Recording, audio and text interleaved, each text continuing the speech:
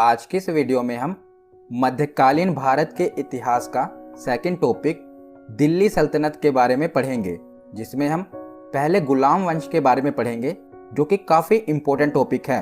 गुलाम वंश से काफ़ी एग्जाम में आपके प्रश्न बनते हैं। इससे पिछली वीडियो में मैंने इसका पहला टॉपिक भारत पर मुस्लिम आक्रमण पढ़ा दिया था। तो चलिए वीडियो की शुरुआत करते हैं और दिल्ली सल्तनत के बारे में पढ़ना शुरू करते हैं। तो दिल्ली सल्तनत के अंतर्गत 1206 ईस्वी से लेकर 1526 ईस्वी तक के इतिहास का अध्ययन किया जाता है। यानी कि जो 1206 ईस्वी से लेकर 1526 ईस्वी तक का इतिहास रहा है, इसे सल्तनत काल या दिल्ली सल्तनत कहा जाता है। इसके बाद 1526 के बाद मुगलों का शासन आता है, वो हम बाद में पढ़ेंगे। तो 1206 ईस्वी से लेकर 1526 ईस्वी तक के इतिहास को दिल्ली सल्तनत या सल्तनत काल कहा जाता है। तो इन 320 वर्षों के इतिहास में 5 वंशों ने शासन किया। यानी कि सल्तनत काल में कितने वंशों ने शासन किया? तो 5 वंशों ने शासन किया। सबसे पहले 1206 ईस्वी से लेकर 1290 ईस्वी तक गुलाम वंश ने शासन किया। उसके बाद 1290 से लेकर 1320 ईस्वी तक खिलजी वंश ने शासन किया। उसके बाद 1320 से लेकर 1414 तक तुगलक वंश ने शासन किया। उसके बाद 1414 से लेकर 1451 तक सैयद वंश ने शासन किया और 5वां वंश था लोधी वंश। तो ये 5 वंशों ने सल्तनत काल के अंतर्गत शासन किया। तो आज की इस वीडियो में हम पहला जो है गुलाम वंश, जो कि काफी इंपॉर्टेंट है और काफी प्रश्न बनते हैं, गुलाम वंश से रिलेटेड जो भी एग्जाम में पूछा जाता है वो आज हम पढ़ेंगे। तो सबसे पहले देखते हैं गुलाम वंश। तो गुलाम वंश का शासन काल 1206 ईस्वी से लेकर 1290 ईस्वी तक रहा है। उसके बाद खिलजी वंश आ जाता है। तो आज हम गुलाम वंश के बारे में पढ़ रहे हैं। तो आखिर इस वंश को गुलाम वंश या दास वंश क्यों कहा जाता है? तो इस वंश को गुलाम वंश या दास वंश इसलिए कहा जाता है क्योंकि इस वंश का संस्थापक जो कुतुबुद्दीन ऐबक था ना, वो मोहम्मद गोरी का गुलाम था। मैंने पिछली वीडियो में आपको बताया था कि जो कुतुबुद्दीन ऐबक था, ये मोहम्मद गोरी का गुलाम या दास था। तो इसी ने गुलाम वंश की स्थापना की थी, इसीलिए इसे गुलाम वंश के नाम से जाना जाता है। किसने की थी? कुतुबुद्दीन ऐबक ने इसकी स्थापना की थी गुलाम वंश की। और कुछ विद्वान गुलाम वंश को मामलूक वंश का नाम देते हैं। इसे क्या कहते हैं? मामलूक वंश। मामलूक का अर्थ होता है स्वतंत्र माता पिता की गुलाम संतान। तो याद रखिएगा, गुलाम वंश को ही मामलूक वंश भी कहा जाता है, कंफ्यूज मत होइएगा। तो हम देख लेते हैं कि गुलाम वंश में किन किन राजाओं ने शासन किया। तो सभी राजाओं के बारे में हमें नहीं पढ़ना, हमें तो जो इम्पोर्टेंट है वही पढ़ेंगे, पर आपको पता होना चाहिए कि गुलाम वंश में किन किन राजाओं ने शासन किया। तो कई बार एग्जामिनर क्या करता है, आपसे पूछ लेता है कि बताइए निम्नलिखित में से कौन सा शासक गुलाम वंश से संबंधित है। तो आपको नाम तो पता ही होना चाहिए ना कि हाँ, ये शासक गुलाम वंश से संबंधित है। आपको सबके बारे में पढ़ना नहीं है, बस आपको पता होना चाहिए कि ये शासक गुलाम वंश से संबंधित है। तो एक बार देख लेते हैं। तो सबसे पहले कुतुबुद्दीन ऐबक, इसी ने तो गुलाम वंश की स्थापना की थी। इसके बाद अगला शासक बना था आराम शाह। उसके बाद बना इल्तुतमिश। उसके बाद बना रुकनुद्दीन फिरोज शाह। उसके बाद अगला शासक बना गुलाम वंश का रजिया सुल्तान। रजिया सुल्तान के बाद बहराम शाह। उसके बाद गुलाम वंश का 7वां शासक बना अलाउद्दीन मसूद शाह। अलाउद्दीन मसूद शाह के बाद बना नसीरुद्दीन महमूद शाह। उसके बाद बलबन। बलबन के बाद कैकुबाद और कैकुबाद के बाद गुलाम वंश का आखिरी शासक बना शमशुद्दीन क्यूमर्श। इसके बाद खिलजी वंश की शुरुआत हो जाती है। तो ये आखिरी शासक था। तो सबसे पहले दिल्ली सल्तनत के संस्थापक कुतुबुद्दीन ऐबक के बारे में पढ़ते हैं, जिसका शासनकाल 1206 ईस्वी से लेकर 1210 ईस्वी तक रहा। यानी कि इसने 4 साल शासन किया। तो कुतुबुद्दीन ऐबक दिल्ली सल्तनत का पहला शासक था। इसी को ही दिल्ली गुलाम वंश का संस्थापक कहा जाता है। और कुतुबुद्दीन ऐबक मोहम्मद गोरी का गुलाम था। जब मोहम्मद गोरी ने भारत में लूटपाट करके वापस अफगान गया था ना, तो उसने भारत में अपने दासों को नियुक्त किया था जो भारत में उसके नाम से शासन करे। उसी में से था कुतुबुद्दीन ऐबक। तो कुतुबुद्दीन ऐबक का राज्य आरोहण कब हुआ, यानी कि गद्दी पर कब बैठा? तो मोहम्मद गोरी की मृत्यु के बाद 25 जून 1206 ईस्वी को कुतुबुद्दीन ऐबक का राज्य आरोहण लाहौर में हुआ। कहां पर? लाहौर में। और इसने लाहौर को ही अपनी राजधानी बनाया था। ये याद रखिएगा, कुतुबुद्दीन ऐबक ने किसको अपनी राजधानी बनाया था? तो इसने लाहौर को अपनी राजधानी बनाया था।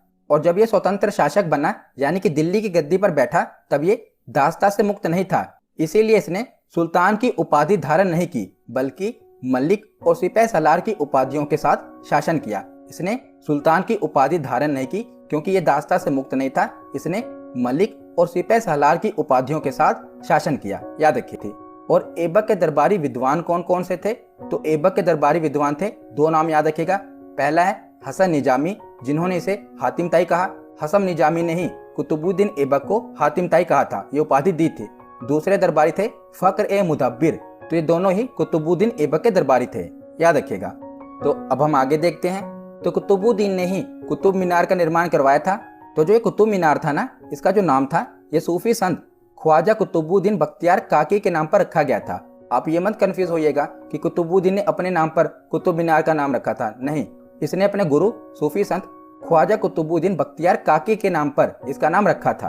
तो इसके लिए आधारशिला कुतुबुद्दीन ऐबक द्वारा रखी गई थी, जबकि इल्तुतमिश ने इसे पूरा किया था। तो जो कुतुब मीनार था, इसकी 2 मंजिलों का निर्माण कुतुबुद्दीन ऐबक ने करवाया था, जबकि शेष 3 मंजिलों को इल्तुतमिश ने पूरा करवाया था। इल्तुतमिश के बारे में आगे हम पढ़ेंगे। तो इसकी 2 मंजिलों का निर्माण कुतुबुद्दीन ऐबक ने करवाया था और इस कुतुब मीनार का पूरा निर्माण इल्तुतमिश ने करवाया था। तो बाद में क्या हुआ था कि इस मीनार के शीर्ष पर बिजली गिर गई थी, जिसके कारण ये क्षतिग्रस्त हो गया था। तो इसके शीर्ष का पुनः निर्माण फिरोज शाह तुगलक ने करवाया था, ये भी याद रखेगा। ये तुगलक वंश का शासक था फिरोज शाह तुगलक। इसने इसके शीर्ष का यानी कि शिखर का पुनः निर्माण करवाया था, जो कि बिजली गिरने के कारण क्षतिग्रस्त हो गया था। तो याद रखेगा कि कुतुब मीनार के निर्माण में 3 लोगों का भाग था, कुतुबुद्दीन ऐबक का, इल्तुतमिश का और फिरोज शाह तुगलक का। तो उसके बाद आगे हम कुतुबुद्दीन ऐबक के द्वारा कुछ और निर्माण कार्य देख लेते हैं, जो कि एग्जाम में डायरेक्ट पूछे गए हैं। तो सबसे पहले है कुव्वत उल इस्लाम मस्जिद, जो कि दिल्ली में है। इसका निर्माण भी कुतुबुद्दीन ऐबक ने करवाया था। और दूसरा है 2.5 दिन का झोपड़ा, जो कि राजस्थान में है। इसका निर्माण भी कुतुबुद्दीन ऐबक ने करवाया था। कुव्वत उल इस्लाम मस्जिद, 2.5 दिन का झोपड़ा और कुतुब मीनार, इन तीनों का निर्माण कुतुबुद्दीन ऐबक ने करवाया था।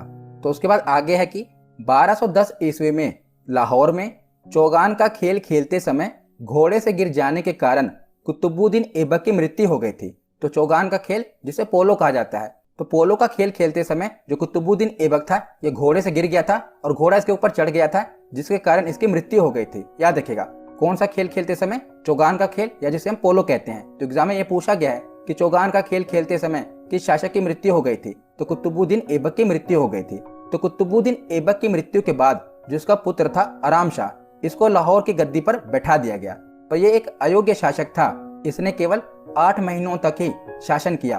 उसके बाद 1211 ईस्वी में इल्तुतमिश ने इसे हटाकर खुद शासक बन गया। कौन? इल्तुतमिश। पहले कौन था? आराम शाह। जब कुतुबुद्दीन ऐबक की अचानक मृत्यु हो गई, तो इसके बेटे आराम शाह को लाहौर की गद्दी पर बैठा दिया गया। जितने आराम से इसे बैठाया गया, उतने ही आराम से इल्तुतमिश ने इसे हटा दिया। 8 महीनों तक ही केवल आराम शाह ने शासन किया। उसके बाद अगला शासक बना इल्तुतमिश। तो इल्तुतमिश इंपॉर्टेंट है, इसके बारे में हम पढ़ते हैं। तो इल्तुतमिश का शासनकाल 1211 ईस्वी से लेकर 1236 ईस्वी तक का रहा है। और आराम शाह को गद्दी से हटाने के बाद इल्तुतमिश अगला शासक बनना। यह कुतुबुद्दीन ऐबक का दामाद और गुलाम था। तो जो इल्तुतमिश था ना, ये पहले कुतुबुद्दीन ऐबक का गुलाम था, बाद में ये इसका दामाद बन गया, और बाद में ये आप देख ही रहे हैं कि गुलाम वंश का शासक बन गया। और जो ये इल्तुतमिश था, ये कुतुबुद्दीन ऐबक के समय बदायूं का सूबेदार था, याद रखिएगा। और इल्तुतमिश ने दिल्ली को अपनी राजधानी बनाया, ये बहुत ही इंपॉर्टेंट है। अभी तक हमने देखा कि जो कुतुबुद्दीन ऐबक था, उसने लाहौर को अपनी राजधानी बनाया था। उसके बाद उसके बेटे ने भी लाहौर को ही अपनी राजधानी बनाया था। पर इल्तुतमिश ने लाहौर से राजधानी को बदलकर कहां पर लेकर गया? ये दिल्ली। इसने दिल्ली को अपनी राजधानी बनाया, ये इंपॉर्टेंट है। और इल्तुतमिश ने बगदाद के खलीफा से सुल्तान की उपाधि धारण की। जो कुतुबुद्दीन ऐबक था, उसने सुल्तान की उपाधि धारण नहीं की थी, पर जो इल्तुतमिश है ना, इसने सुल्तान की उपाधि धारण की। इसीलिए इसे दिल्ली सल्तनत का वास्तविक संस्थापक माना जाता है। संस्थापक तो वैसे कुतुबुद्दीन ऐबक है, पर वास्तविक संस्थापक किसे कहा जाता है? इल्तुतमिश को, क्योंकि इसने सुल्तान की उपाधि धारण की थी। तो सुल्तान की उपाधि किससे ली? इसने बगदाद के खलीफा से। खलीफा यानी कि मुसलमानों का जो धर्म गुरु होता था, उसे खलीफा कहा जाता था। तो उससे इसने सुल्तान की उपाधि धारण की थी, इसीलिए इसे दिल्ली सल्तनत का वास्तविक संस्थापक माना जाता है। तो इल्तुतमिश के समय एक मंगोल आक्रमणकारी चंगेज खां, आपने इसका नाम सुना ही होगा, चंगेज खां का नाम। तो चंगेज खां ने जलालुद्दीन मांग बरनी पर आक्रमण किया था। तो जो जलालुद्दीन मांग बरनी था ना, ये इल्तुतमिश के पास आया और इसे शरण मांगी और कहा कि मेरे ऊपर आक्रमण हुआ है, कृपया आप मुझे बचाएं। तो जब इल्तुतमिश ने मांग बरनी से पूछा कि किसने तुम पर आक्रमण किया है, तब मांग बरनी ने कहा चंगेज खां ने। तो जैसे इसने सुना कि चंगेज खां ने आक्रमण किया है, इसने शरण देने से मना कर दिया। क्योंकि जो चंगेज खान था ना, उस समय उसे कोई हरा नहीं सकता था। वो काफी क्रूर शासक था। उसकी जो सेना थी वो काफी क्रूर थी। तो जब इसने सुना कि चंगेज खान ने आक्रमण किया ना, तो इसने शरण नहीं दी और इसने इस तरह अपने आप को बचा लिया। क्योंकि अगर ये शरण दे देता तो चंगेज खान इस पर आक्रमण कर देता और इसको गद्दी से हटा देता या तो इसकी हत्या कर देता। इसीलिए इसने जलालुद्दीन मांगबरनी को शरण नहीं दी और चंगेज खान के आक्रमण से अपनी रक्षा की। तो इल्तुतमिश ने ही सल्तनत काल की 3 महत्वपूर्ण अंग इक्ता, सेना और मुद्रा प्रणाली का गठन किया। याद रखिएगा, तीनों ही काफी इंपॉर्टेंट है। इक्ता प्रणाली, सेना और मुद्रा प्रणाली, इन तीनों का गठन किसने किया था? इल्तुतमिश ने किया था। तो इक्ता प्रणाली क्या होती है? तो धन के स्थान पर वेतन के रूप में भूमि प्रदान करना। तो जो भी इल्तुतमिश के समय बड़े बड़े सूबेदार और सेनापति होते थे ना, उनको ये धन के स्थान पर जो वेतन दिया जाता था ना, वो धन के बदले भूमि प्रदान करता था। इसी को इक्ता प्रणाली कहा गया। और जिन्हें भूमि प्रदान की जाती थी उसे इक्तेदार कहा जाता था। प्रणाली का नाम था इक्ता प्रणाली और जिसे भूमि प्रदान की जाती थी उसे इक्तेदार कहा जाता था। और उसके बाद देखते हैं सेना। तो इल्तुतमिश ने 40 तुर्क सरदारों का एक सलाहकार परिषद बनाया था, जिसे तुर्क-ए-चिहलमानी या दल चालीसा के नाम से जाना जाता था। और इस दल चालीसा का काफी इंपॉर्टेंट रोल रहेगा आगे गुलाम वंश को चलाने में। तो याद रखिएगा, इस दल चालीसा का गठन किसने किया? इल्तुतमिश ने। इसमें 40 तुर्क सरदार थे जो कि इसके सलाहकार थे।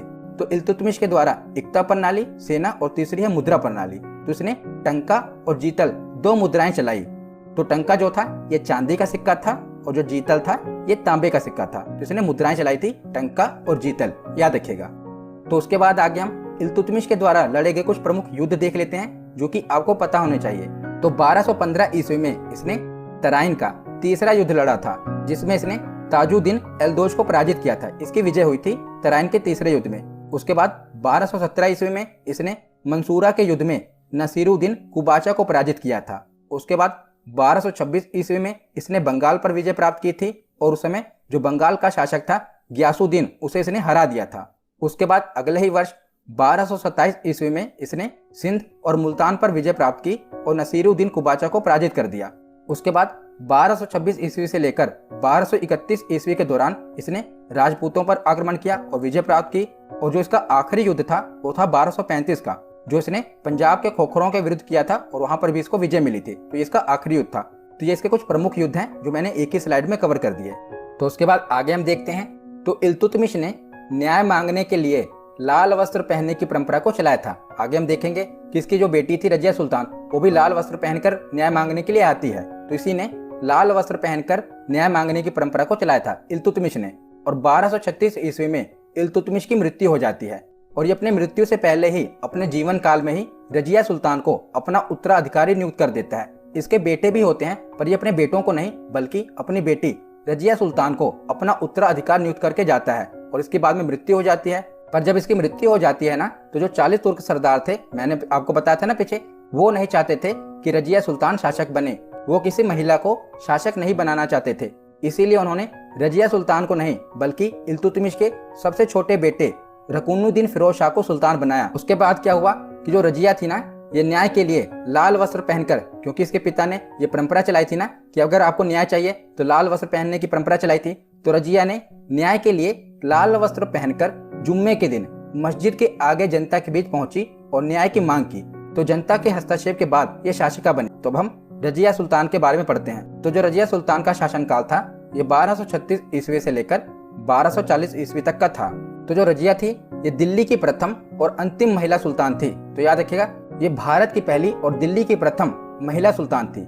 उसके बाद अगला पॉइंट जो आपको याद रखना है कि रजिया ने जमालुद्दीन याकूत को प्रोन्नत करके अमीरे आखूर यानी कि अश्वशाला का प्रधान नियुक्त किया था। उसके बाद जो ये 40 तुर्क सरदार है ना, जिन्हें चालीसा दल कहा गया, इन्होंने जनता के बीच में ये अफवाह फैला दी, ये जो रजिया सुल्तान है और याकूत है ना, इनके बीच में प्रेम संबंध चल रहा है। इन्होंने जनता के बीच में ये अफवाह फैला दी, क्योंकि जो याकूत था ये रजिया सुल्तान की तरफ था और 40 तुर्क सरदार क्या चाहते थे कि रजिया सुल्तान को गद्दी से हटाया जाए, क्योंकि वो ये नहीं चाहते थे कि कोई महिला शासक बने, इसीलिए उसे हटाना चाहते थे। तो उसके बाद आगे हम देखते हैं। तो जैसा मैंने आपको बताया कि जो रजिया सुल्तान थी इसकी राजधानी दिल्ली थी ना, तो दिल्ली राजधानी थी। तो उसके आगे पंजाब था। पंजाब का एक सूबेदार था, उसे उस समय तबर हिंद कहा जाता था। तो पंजाब का छोटा सा क्षेत्र जिसे तबर हिंद कहा गया, उसका एक सूबेदार था। उसने क्या किया, उसने बगावत कर दी। उसने कहा कि मैं शासक हूँ। अब उसके बाद क्या हुआ, रजिया सुल्तान को उसे युद्ध लड़ना पड़ेगा, क्योंकि उसने आपको स्वतंत्र घोषित कर दिया था। उस समय जो तबर हिंद का सूबेदार था जिसे लड़ाई करनी थी उसका नाम था अल्तुनिया। अब क्या हुआ, रजिया सुल्तान को अल्तुनिया से लड़ाई करनी पड़ेगी और अल्तुनिया ने क्या किया कि रजिया सुल्तान को हरा दिया। पहले तो क्या हुआ कि रजिया सुल्तान ने काफी वीरता से लड़ाई की, पर बाकी के जो सेनापति थे ना, उन्होंने रजिया सुल्तान का साथ नहीं दिया क्योंकि वो चाहते थे कि ये हार जाए। इसीलिए क्या हुआ कि जो अल्तुनिया था वो रजिया सुल्तान पर भारी पड़ा और उसने रजिया सुल्तान को हरा दिया। पर रजिया सुल्तान ने भी गेम खेल दी। जब रजिया सुल्तान हार गई ना, तो उसने अल्तुनिया से विवाह कर लिया। याद रखिएगा, इसने क्या किया, अल्तुनिया से विवाह कर लिया। उसके बाद क्या हुआ कि 1240 में कैथल के निकट रजिया और अल्तुनिया की हत्या करा दी गई। अलग अलग इतिहासकारों का अलग अलग मानना है। कोई कहता है कि डाकुओं ने हत्या कर दी, कोई कहता है कि जो ये 40 सेनापति थे इन्होंने हत्या करवा दी। बस आपको ये जानना है कि 1240 में कैथल के निकट रजिया और अल्तुनिया की हत्या करा दी गई। तो नसीरुद्दीन महमूद शाह के बारे में पढ़ते हैं। तो इसका शासनकाल 1246 ईस्वी से लेकर 1266 ईस्वी तक रहा और नसीरुद्दीन महमूद शाह दिल्ली सल्तनत का 8वां शासक बना। यह एक धार्मिक प्रवृत्ति का सुल्तान था। इसने कोई युद्ध नहीं किया। यह कुरान की प्रतियां लिखा करता था और टोपी सिलकर और कुरान की प्रतियों को बेचकर अपना जीवन यापन करता था। मतलब कि एक प्रकार का यह धार्मिक प्रवृत्ति का सुल्तान था। कोई इसने युद्ध वगैरह नहीं किया। इसने क्या किया कि बलबन को अपना वजीर बनाया। याद रखिएगा, बलबन को। और बलबन ने क्या किया कि अपनी पुत्री का विवाह नसीरुद्दीन महमूद शाह से करा दिया। और उसके बाद में क्या हुआ कि जब नसीरुद्दीन की मृत्यु हो गई ना, यही जो बलबन है ये अगला शासक बना। इंपॉर्टेंट है, याद रखिएगा। इसीलिए मैंने आपको बताया नसीरुद्दीन महमूद शाह के बारे में, क्योंकि इसने बलबन को अपना वजीर बनाया। और बलबन ने क्या किया, जो उसकी बेटी थी ना, उसकी शादी नसीरुद्दीन महमूद शाह से करा दी। यानी कि नसीरुद्दीन महमूद शाह बलबन का दामाद था। और जब नसीरुद्दीन महमूद शाह, जो कि बलबन का दामाद था, वो मर गया, तो बलबन उसकी गद्दी पर बैठा और अगला शासक बना। अब हम बलबन के बारे में पढ़ते हैं। तो जो बलबन था, इसका शासनकाल 1266 ईस्वी से लेकर 1286 ईस्वी तक रहा।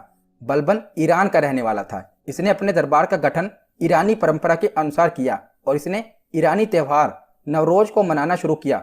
नवरोज किसका त्योहार है? पारसियों का त्योहार। कई बार एग्जाम में पूछा गया है। तो इसने नवरोज का त्योहार भारत में मनाना शुरू किया और इसने दरबार में सजदा और पैबोस की परंपरा प्रारंभ की। सजदा यानी कि जो भी दरबार में आएगा इसके आगे सजदा करेगा, अपना सर झुकाएगा। और पैबोस यानी कि इसके पैरों को चूमेगा। तो इसने दरबार में सजदा और पैबोस की परंपरा प्रारंभ की।